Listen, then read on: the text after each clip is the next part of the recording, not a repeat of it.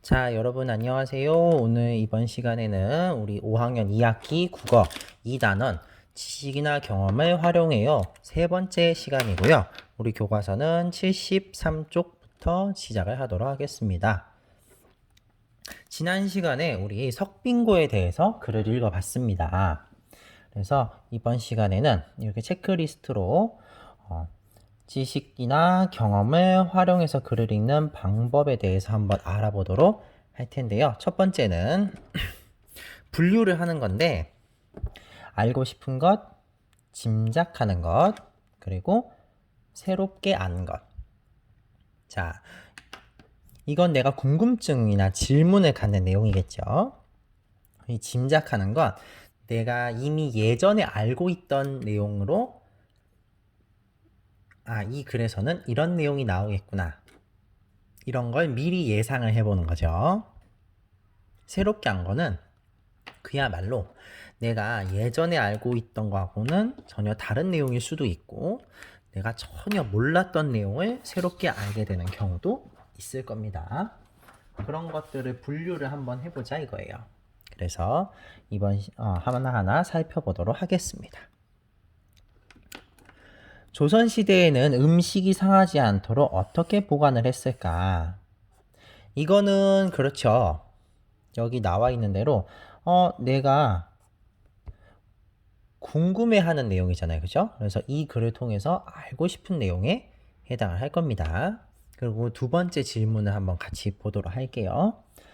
빙고는 얼음을 보관하는 창고라는 뜻인 것 같아. 자, 확실하게 안다기보다 이거인 것 같아 라고 한 걸 봐서는 그렇죠. 짐작한 내용이라고 볼 수가 있습니다. 그리고 세 번째, 얼음을 나누어 주는 법이 있었다니 신기해. 미안합니다. 자, 이런 법이 사실 지금 우리한테는 없죠. 근데 예전엔 있었나 봐. 그러면은 있는 줄 몰랐다가 새롭게 안 내용이잖아요. 그죠? 예전에는 이런 법도 있었구나 라는 걸 새롭게 안 거죠. 또 네 번째 보면 한겨울에 얼음을 보관했다가 쓰는 기술이라는 부분에서 장빙이라는 말의 뜻을 알 수 있었어. 이거는 그렇죠.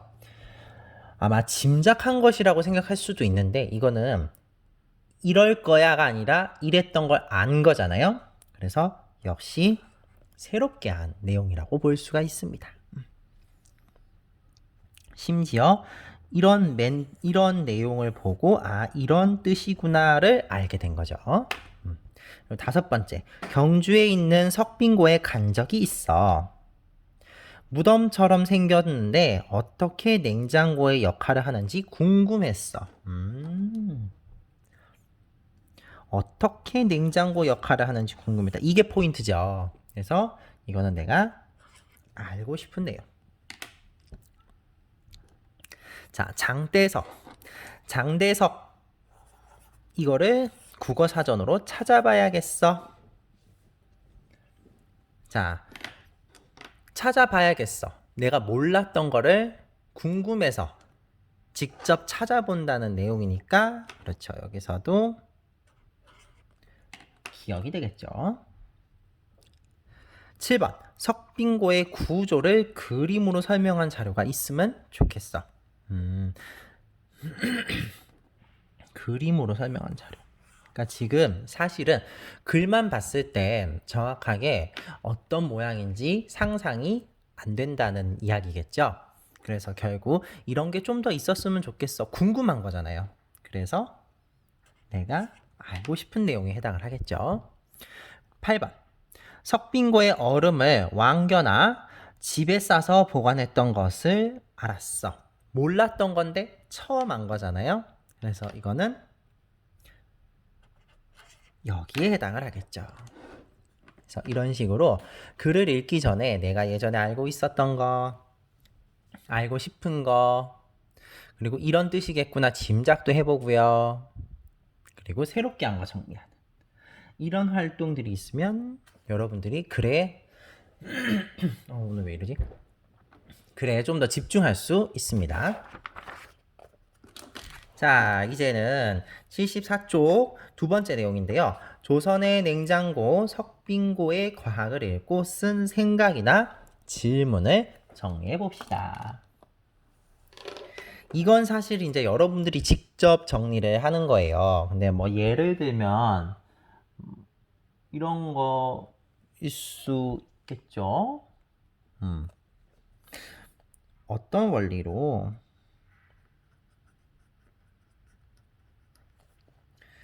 겨울에 저장한 얼음이 내년 가을까지 유지될까? 이런 것들. 예를 들면 이런 것도 정리를 할 수가 있겠고요. 그래서 또 만약에 짐작. 사실 여러분들 저번 시간에 본 게 우리 글을 읽기 전에 열의 이동에 대해서 간단하게 살펴봤잖아요. 그러니까 이거를 짐작으로 본다면 뜨거운 공기가 위로 올라갔잖아요. 그죠? 그래서 아마 주변의 더운 공기가 위로 올라가서 석빙고 내부는 차갑게 유지됐을 거야. 이렇게 짐작을 해볼 수 있죠. 짐작은 그야말로 짐작이기 때문에 무조건 정답을 맞춰야 된다거나 그런 건 없습니다. 이러지 않을까 생각해 보는 것만으로도 충분히 의미를 갖습니다. 자, 그리고 뭐 새롭게 안 사실. 아까 앞에서도 나와 있었는데 나도 그거 좀 신기했거든요. 얼음을 나누어 주는 법이 있었다는 게 신기했다. 법이 있다는 것을 알았다. 그 외에 이것도 여러분들이 처음 알게 된 내용을 정리해주면 되겠죠. 이거대로 쓰라는 건 아니고요. 이거는 그냥 선생님이 간단하게 보여주는 예시 정도. 이거는 사실은 여러분들이 직접 채워주시는 게 맞습니다. 이건 그냥 예를 들어서 보여준 거예요. 자, 괄호 2번에 어떤 내용을 썼는지 살펴보고 지식이나 경험을 활용해 글을 읽는 방법을 친구들과 이야기를 나누어 봅시다. 여기서 중요한 거는 이런 것들을 활용해서 글을 읽는 방법, 이걸 어떻게 알 것이냐. 그래서 봤더니 궁금한 점은 다른 책에서 자료를 찾아보면서 이거 좋은 방법이죠. 궁금한 채로 읽다 보면 물론 이 글에 답이 나와 있을 수도 있어요. 그런데 내가 궁금한 부분을 완벽하게 해소시키지 못할 수도 있거든요. 그럴 경우에는 다른 책을 찾아보는 것이 또 현명한 방법이겠죠. 두 번째, 그래서 내가 아는 내용과 비교. 나는 이렇게 알고 있었는데, 내가 알고 있는 게 맞구나. 나는 이렇게 알고 있었는데, 내가 알고 있던 거하고 좀 다르네. 이렇게 서로 비교를 해보는 거예요. 그리고 또 어떤 좋은 점이 여기서 한 가지 좋은 방법은요. 추천하고 싶은 건 알고 싶은 내용을 미리 머릿속에 떠올리고 읽으면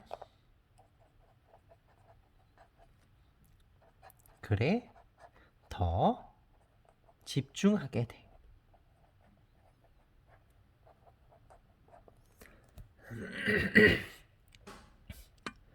실제로 여러분들이 제목을 보면 특히 이렇게 조선의 냉장고 석빙고의 과학이라는 제목을 보면 당장 석빙고가 뭐야? 라고 궁금해하는 친구들도 있을 거예요.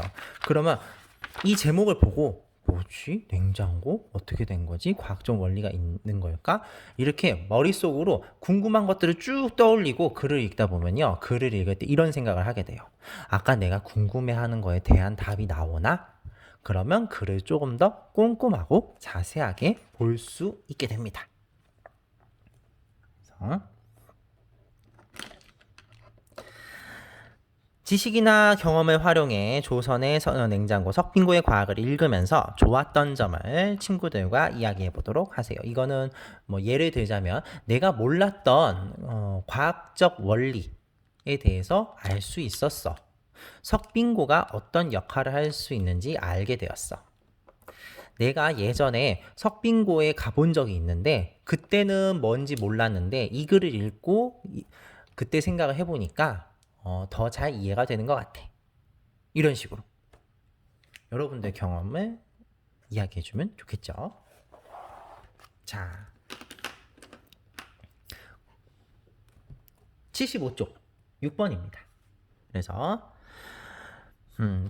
배운 지식을 활용해 조선의 냉장고, 석빙고의 과학 내용을 살펴보도록 합시다. 그래서 과학 시간에 배운 내용을 어떻게 활용할 수 있는지입니다. 그런데 과학 시간에 배운 열의 이동, 어제도 공부했었는데 간단하게 살펴보도록 하겠습니다. 고체는 열이 고체 물질에 따라 온도가 높은 곳에서 낮은 곳으로 이동. 그래서 어제 설명하기로는 여러분들이 공을 옆에 친구한테 주는데 친구들이 다 일렬로 붙어서 서 있어요. 옆으로 쭉. 그러니까 내가 공을 잡고 옆으로 바로 돌리면 옆에 친구가 그 공을 잡는 거죠. 이게 이런 식으로 고체는 열이 이동한다고 생각하면 되겠습니다. 그리고 액체나 기체는 비슷해요. 그래서 온도가 높은 액체는 위로, 위에 있던 액체가 아래로 내려오면서 상대적으로 온도가 낮아지니까. 역시 기체도 온도가 높은 기체는 위로 올라간다 이거죠. 그래서 고체하고 이렇게 묶어서 이해하시면 돼요. 고체 따로, 액체, 기체 따로 둘이 이렇게 두 분류 정도로 나눌 수 있습니다. 자, 근데 석빙고 안쪽의 화강암은 고체죠. 그러니까 이렇게 발음이 왜 이래? 열 전달을 할 거란 말이죠.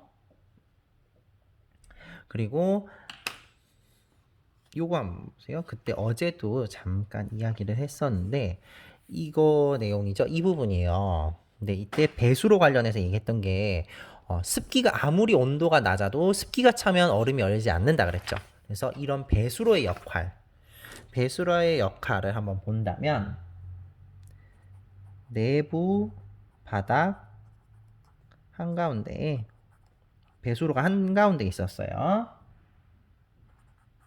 배수로를 설치를 했죠. 그것도 심지어 경사지게. 왜 경사지게?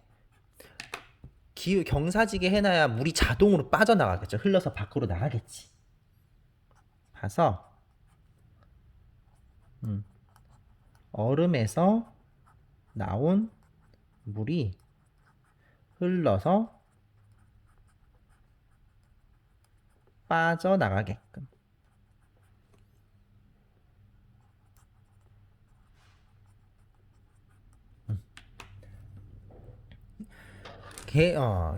아까도 이야기를 했지만 습기가 차 있으면 안 돼요. 이걸 빨리 빼줘야 되거든요.